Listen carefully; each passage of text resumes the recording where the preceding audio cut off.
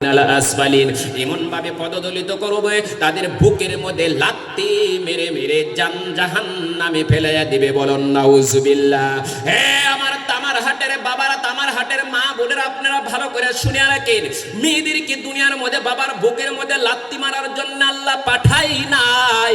শুধুমাত্র মেয়ে জাতটাকে আল্লাহর নবী এত ভালোবেসেছে, আল্লাহর নবী বলে দিয়েছেন যে ঘরের মধ্যে একটা মেয়ে আছে, বাবার জন্য একটা জান্নাত। যে ঘরের ভিতরে দুইটি মেয়ে আছে, বাবার জন্য দুইটি জান্নাত। যে ঘরের ভিতরে মেয়ে আছে, বাবার জন্য তিনটি জান্নাত। যে ঘরের ভিতরে তিন কন্যার বাবা সরে, ওই বাবার মধ্যে কোনো ভয় নাই, ওই বাবার মধ্যে কোনো টেনশন নাই।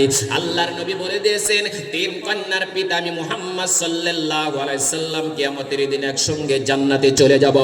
এ মেয়ের বাবারা তোমাদেরকে পায়ে ধরে বলছে, আমাদের কোনো ভয় নাই, আমাদের কোনো টেনশন নাই। কারণ বাবা, একজন বাবার মৃত্যু যন্ত্রণা যখন উঠিয়া যায়, আপনাকে দেখার জন্য হাজার হাজার মানুষ ঘর ভর্তি হয়ে যায়, যায় না নাই বাবাজি? কেউ ছেলের পানি মুখের ভিতরে দেয়, কেউ দুধের পেয়ালা মুখের ভিতরে দেয়। দেখেন বাবার জন্য মেয়েগুলা কিরকম পাগল হয়ে যায় রে বাবা। একজন মেয়ে যদি বলে আল্লাহ, আমার বাবা কথা বলতে পারে না, আমার বাবা কি জন্য কথা বলতে পারে না, বাবা যদি দুনিয়ায় তীরে চলে যায় রে আল্লাহ, আমি মেয়ে সহ্য করতে পারবো না।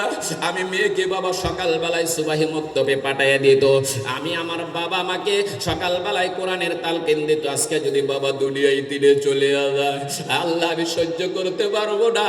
ওই সময় যদি একজন মেয়ে বাবার মুখের ভিতরে এক পেয়ালা পানি ঢেলে দিতে পারে, আল্লাহর নবী বলে দিয়েছেন, একজন মেয়ে যদি বাবার মৃত্যু যন্ত্রণাকালে বাবার ভালো প্রশংসা করে করে করে করে এক ফোঁটা পানি মুখের ভিতরে লাগায়া দেওয়ার সঙ্গে সঙ্গে আল্লাহ রাব্বুল আলামিন ওই বাবাকে মৌতের সময় পবিত্র কলেমা নসিব করে দেয়। বলুন সুবহানাল্লাহ।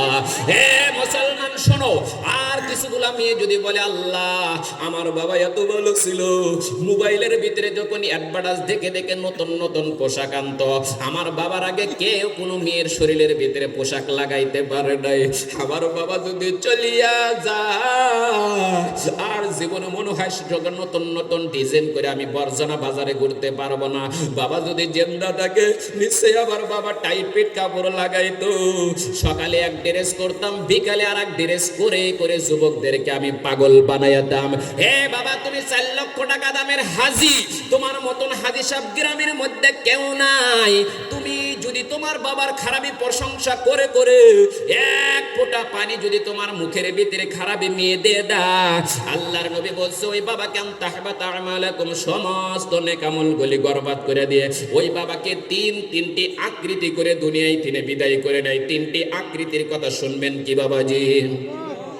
শুনবেন কি বাবাজি? 1 নম্বর হলো, কোন ব্যক্তি যদি মৃত্যু যন্ত্রণাকালে জিহ্বায় কামড় দিয়ে দিয়ে দুনিয়ায় তিনি বিদায় হয় না নাই বাবাজি? 2 নম্বর বাবা, মৃত্যু যন্ত্রণাকালে কিছুগুলা মানুষ পেশাব পায়খানা করে করে দুনিয়ায় তিনি বিদায় হয় না নাই বাবাজি? 3 নম্বর বলা হয়েছে, কিছুগুলা মানুষ মৃত্যু যন্ত্রণাকালে হাতগুলা বেঁকা করে চোখের পানি ঝর্ণার মতন সেরে সেরে দুনিয়ায় তিনি বিদায় হয়ে যায়।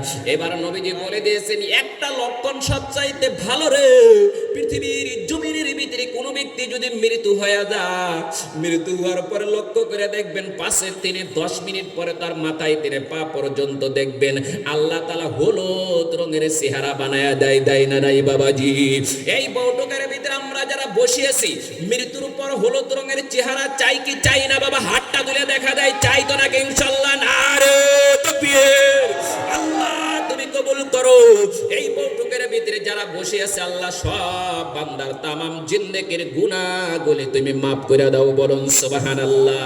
এবার আজকে তামার হাটের ভিতরে আপনাদের বড়জরা অঞ্চলে এটা ধর্মীয় জলসা না রে বাবা।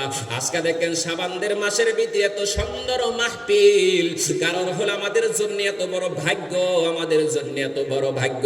আল্লাহ তাআলা আমার ছেলে মেয়ের হায়াত পর্যন্ত আমার উসিলে আল্লাহ মাফ করে দিব। বলুন সুবহানাল্লাহ।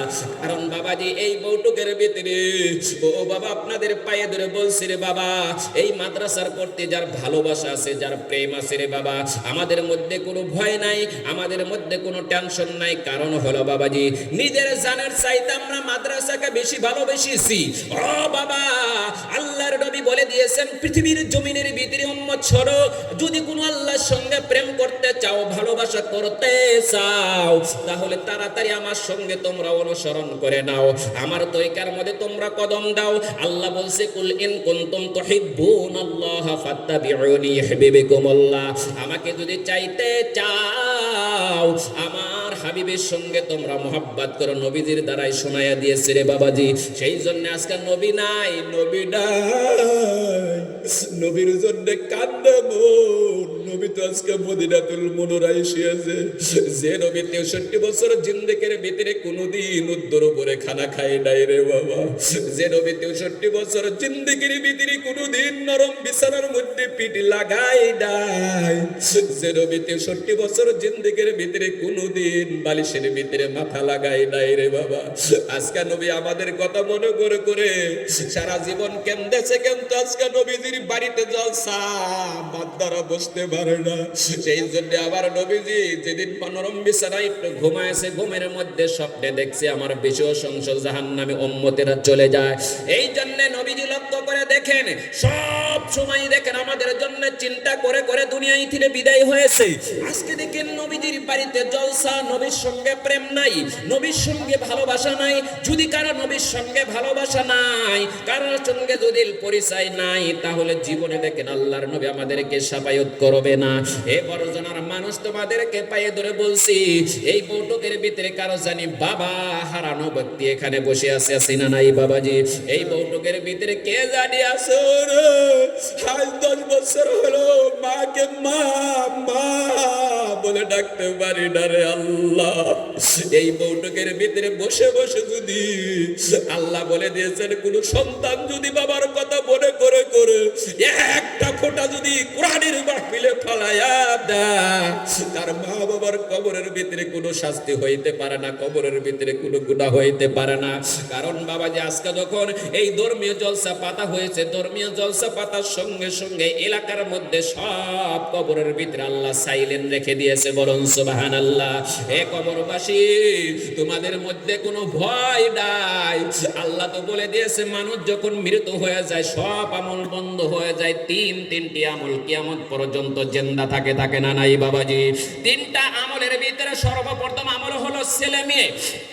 যদি কারো ঘরের মধ্যে ছেলে মেয়ে আছে, ওই বাবার মধ্যে কোনো ভয় নাই, ওই বাবার মধ্যে কোনো টেনশন নাই। কারণ আমি যখন দুনিয়ায় তীরে চলে যাব, আবার ছেলে মেয়েরা তো কোরআনের মাহফিলে গিয়ে গিয়ে আল্লাহর রাস্তা চোখের পানি ছেড়ে দেবে। এবার যার ঘরের মধ্যে ছেলে সন্তান হয় নাই, নবীজির কাছে চোখের পানি ঝর্ণার মতন ছেড়ে দিলেন। ও নবীজি গো, আমাদের তো ছেলে নাই, আমাদের মেয়ে নাই, আমাদের জন্য কবরের ভিতরে কে চোখের পানি ছেড়ে দিবে? সেই জন্য আল্লাহর নবী বলে দিয়েছে, এই পৃথিবীর জমিনের ভিতরে আমি নবী থাকবো না, কোন প্রভাব থাকবে না, শুধুমাত্র আল্লাহর একটা কিতাব থাকবে, কোরআন। আল্লাহর নবী বলে দিয়েছে, নবীর দরজা বন্ধ, একটা কিতাব থাকবে যে লাহে মাহফুজের ভিতরে আল্লাহ রেখে দিয়েছিল।